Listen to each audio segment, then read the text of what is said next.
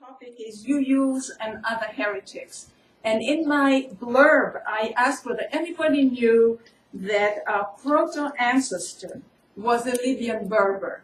Like, who knew that among this group of Unitarians? Yay! There's one person that knew that. Yes. Well, then I think I better say a few words about Arius.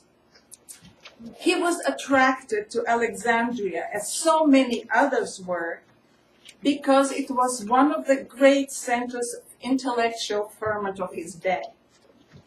It had been founded by Alexander, known as the Great, on his way to other conquests in 332 BC, and it developed under the tutelage of one of his Greek general, Ptolemy. That general founded a dynasty that was to last into the period of the Roman Empire. I'm sure you've all heard of Cleopatra, of fatal beauty, and she was the last representative of that dynasty. Some of the great names of science and scholarship are associated with the Alexandria of those days. Euclid the geometer, Ptolemy the geographer, and a man called Aristarchus, who, believe it or not, had figured out even then that not the sun turns around the earth, but the earth turns around the sun. And what happened to him? He was quickly accused of atheism and heresy. There's also Galina the physician, who already understood that our body's circulatory system, how it works, and there were many others. But then Christianity entered the list. There is a persistent tradition that Mark the Evangelist had come to Egypt. But just as the Romans had thrown early Christians to the lions because they refused to recognize the current Roman emperor as a god, the Christians in turn burned down the famous Alexandrian library and its treasury of books because they were now pagan. But as the ancient temples of Alexandria were transformed into Christian churches, this in no way diminished Alexandria's love of debate, which now became theological. Was Christ entirely divine, divine and human in equal proportions, or entirely human?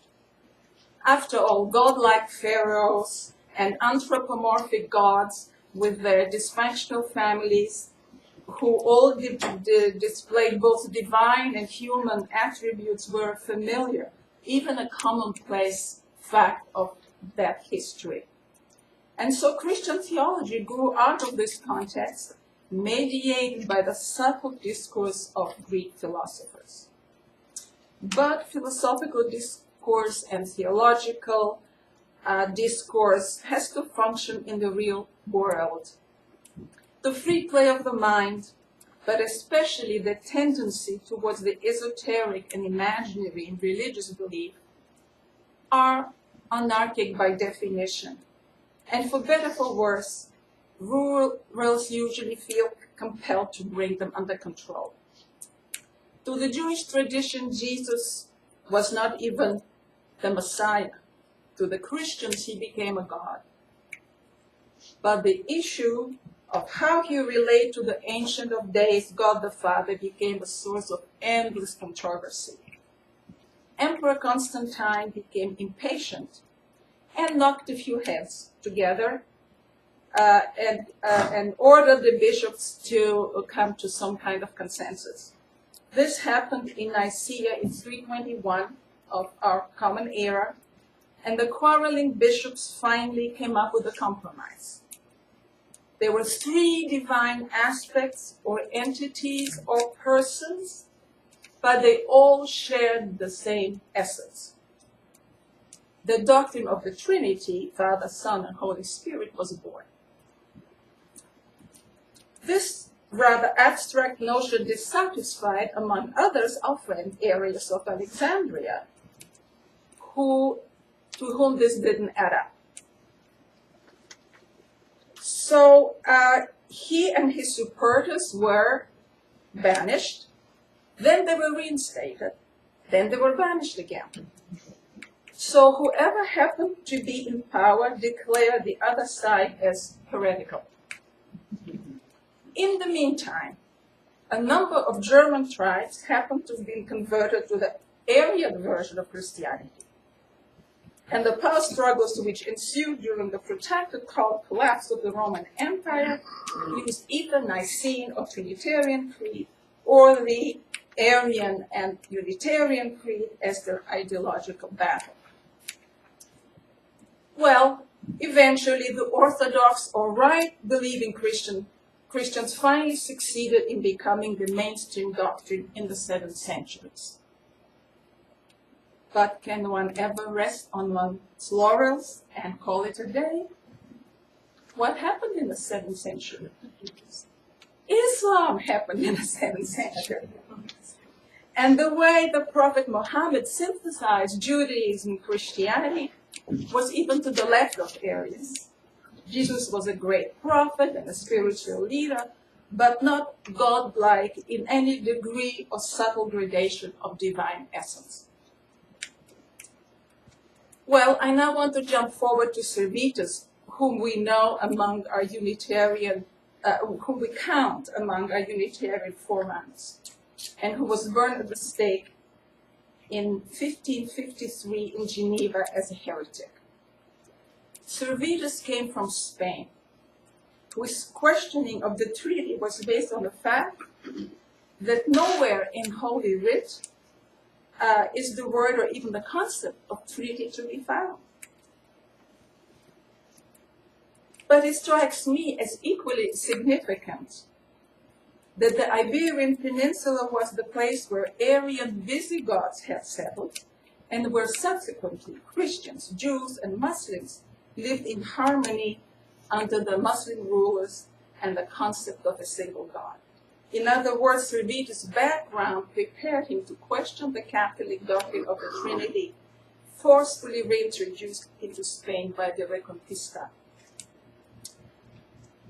There were many heresies throughout the Middle Ages. I will briefly mention two related ones. In 2004, Rick and I traveled through the Balkans as part of the research for my memoir. Some of you may remember that I was born in former Yugoslavia.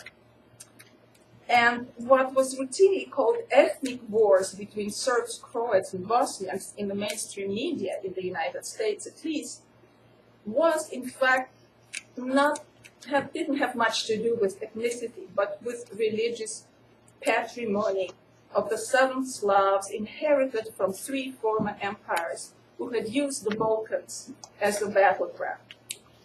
So the Serbs were heirs to Byzantine Orthodoxy, the Croats to Catholic Austro-Hungary, and the Bosniaks to Turkish Islam. It so happened that the region that is now Bosnia had been attracted to a version of Christianity originating in Bulgaria, called Bogomilism. Briefly stated, the Bogomils could be characterized as early Protestant, as they questioned the sacraments, miracles, and even Christ's divinity. Both the Orthodox and the Catholics, who had their own quarrels with each other, then became united in persecuting the Bogomils as heretics. And when the Turks occupied the Balkans, the Bosniaks found their tutelage more tolerant, and great numbers of them converted to Islam.